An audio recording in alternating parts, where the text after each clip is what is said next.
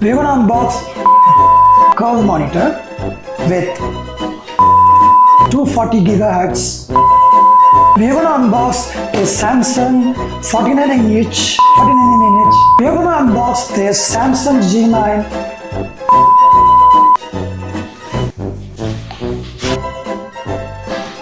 And then let's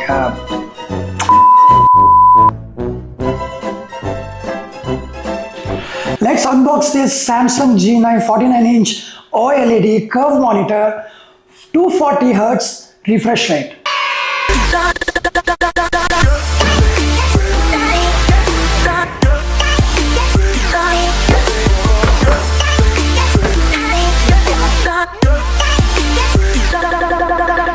Hello guys, welcome back to the channel. Today we have something special. As you have seen in the intro, it's a Samsung G9 49-inch curve monitor which has 240 Hz refresh rate. So yeah, I was looking for that. As you may have seen in my previous video, not the previous, all my videos, I have unboxed the Gigabyte 49-inch monitor.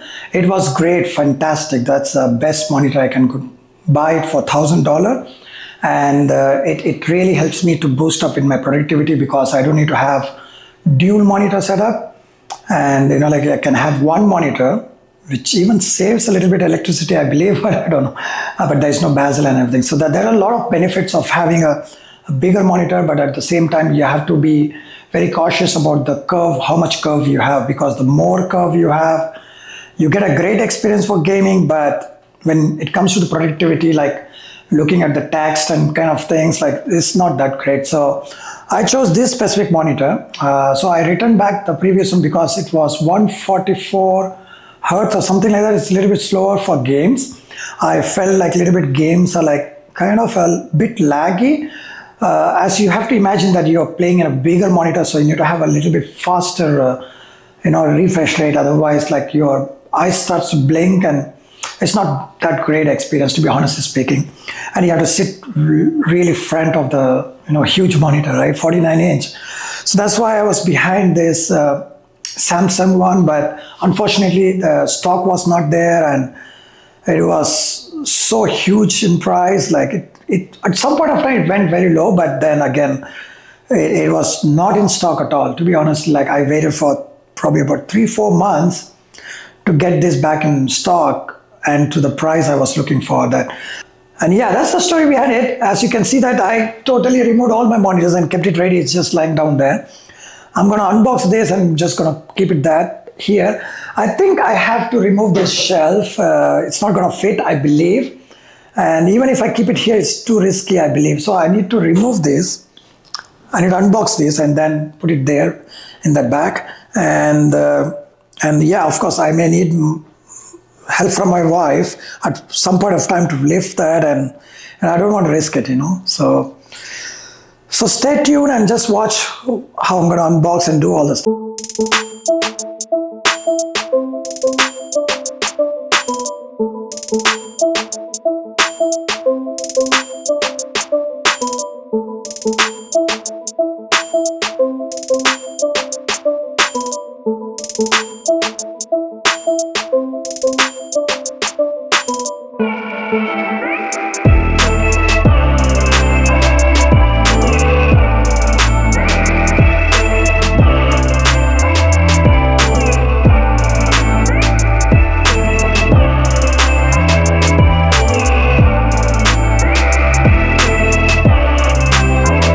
Let me bring closer and show you this huge monitor, but I like the design. It has a very thin bezel. As you can see, it's very thin. Here, finally all the assembly is done and I've placed on my table. I removed the shelves and kept what I need, removed all the unnecessary stuff for now. As you know that when you start using it, you get to populate this area. So the first impression is this display is stunning. As you can see, the vibrant color, I really like it, and there are a lot of things about it. I'm going to show you first the good things, then we'll talk over like what are the other problems, right? As I said, that the display is quite stunning. It's Very beautiful. I have never seen such kind of a clear screen in my life. I had the monitor Gigabyte, but this is far better. As you can see, I go close by. You can see it's pretty damn good. And the other stuff I liked about this monitor is see how thin it is. Like, it's just very thin. It maintains a very low profile and the bezels are very less. Though I still see that some borders are there, like could have been a borderless, but you guess what? Like it is good actually, in terms of that. And then if you look at the back, just go around. Yeah, it has its own lighting effect here. It has static and rainbow and a lot of other effects you can change. And I added 2 more lights here. They are just very cheap lights. It's not too fancy about it. It's just like $5 each to add some more bounce effect on the wall. That gives gaming effect. And also you can see that I have one more light here. Right now I've kept it purple, so that's very stunning. And I have never seen a monitor like this.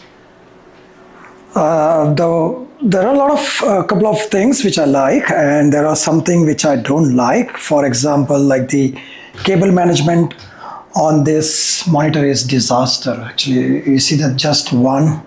I have seen that there is some model you can open this and keep all of it inside, but this is disaster. Like, I have plugged in all the ports I've used to its max, and yet see that all the wires are just cramping over here, crowded, and I don't like such kind of things. So I need to find a better ways to do that. But other than that, it's pretty neat. The design is so sleek, and I like this design, so soft and stuff. And yeah, I haven't tested the speakers. I'm not sure that it does have a speaker or not, but I always plug in my tiny speakers. As you can see that there's a plug there, and I see that there's a very neat design here. There's heat vents to dissipate the heat, which is quite good. I see it's quite good. So yeah, I mean, like, that's the one. And I'm going to show you inside like how the multitasking and other stuff works. A little bit different on this monitor compared to the others. So yeah, the monitor is too good. It's very responsive, and it has 240 hertz refresh rate, so which helps you in gaming and stuff like that. Let me log in and show you. It has a very clean interface. The colors are stunning. It's very vibrant, and it looks really beautiful, to be honest speaking. So let me get into the gaming and show you like how it works. What are these display settings and all the stuff here. The gaming experience on this one is pretty fast and pretty good. I really like it. As you can see, I'm just playing this. And in the camera, you may see a little bit kind of lag, but there's not a single lag on this one. It's 0.5 millisecond speed. So I'm into a full speed here. Just trying to play a little bit game.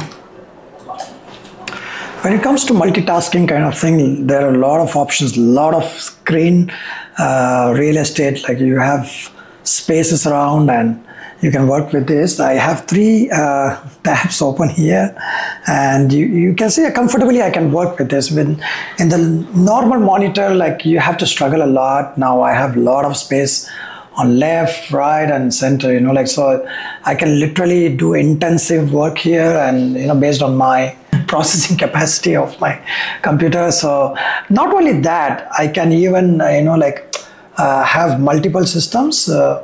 For example, I can enable picture in picture mode, and then literally I can have both the pictures, like two systems, like one on my work computer is here, and the other gaming computer is here, and stuff like that, right? So now all the good stuff is done. Let's talk about some of the bad stuff I did not like on this monitor specifically. The first thing is like it quickly gets heat. So I can literally see that the monitor is pretty hot. Even if I use for like probably about 3 hours or something, I can literally feel that it's pretty hot, especially on the bottom side. A lot of heat I can feel. So that's number one. And number two is the KVM. You know, the KVM, there is no way that you can use your, like the buttons to switch over. Literally, I have to unplug and plug it back at the back. So that's one little bit drawback. But I have used my own KVM switch. I have populated with all the USB connections, and then I have used it. So that's number two. That price range of this monitor should have KVM. Works better. Gigabyte is good. I saw that you can literally switch the your input modes like the keyboard, mouse with just click of a button. So that's pretty neat. And also I see in Asus they're doing by software, like some shortcuts you can press and then it can your inputs will switch. You don't need to even press a button. So that's the range of the other competitors are doing it. So I feel a little bit behind on those kind of features, which is very, very important for productivity when you switch between two computers and stuff like that. And the third thing is, like, I see the LED light they have given on the back is not much brightful. I cannot adjust the brightness of that, which really doesn't solve the purpose of having a light at the back. And I tend to turn it off most of the time because it's no purpose. It doesn't solve the purpose of emitting the light so powerful and you see at the back, right? So I don't want to use it at all, so that's a waste of some tech over there. And yeah, the cable management, as I said in the beginning, like the cable management is not so good actually, to be honestly. Like I can see a lot of wires at the back. It does give a strap to tie at the back, but other than that, it doesn't hide the cables that efficiently. Yes, once I buy my desk, I can, secret lab probably. So I can hide those cables in a very efficient way when I use the monitor arm. That would be a good. And yeah, I mean, like those kind of things that we can live with it. It does comes with audio output. And the only problem with that is, like, I have this Razer, thing, like, which has 7.1 surround effect, which is good, but I don't get the THX, like that kind of spatial audio. With that, I don't know why. I mean, it's just in my computer, so that kind of is there. So I eventually end up not using that. I directly plug into my gaming monitor, so I get the full advantage of this kind of advanced headsets, and which really helps me while I was playing games. Like I can hear who is coming back and just have an upper hand. Talking about the glare, I don't see any glare whatsoever on this monitor. I have some lights over there and stuff like that. You can see that it's just like no glare. I can see from end to end, no problem. So there's no glare at all. But still, I want the monitor light to help me to have a light at the bottom in my keyboards and stuff, and it's pretty good for me to get a little bit relaxed eyes on that.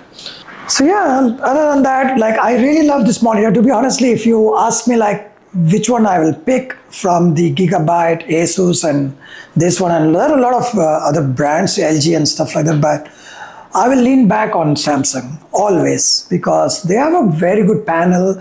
The color accuracy is very good, and stuff like that. So I really love that. Actually, the picture quality is very good for even watching movies or productivity or playing games and stuff like that. So I really give a thumbs up for that. They are on the top of the line, according to me, actually. So yeah, that's about it. The review. Hope you like it, and thanks for watching, and like and subscribe. Peace.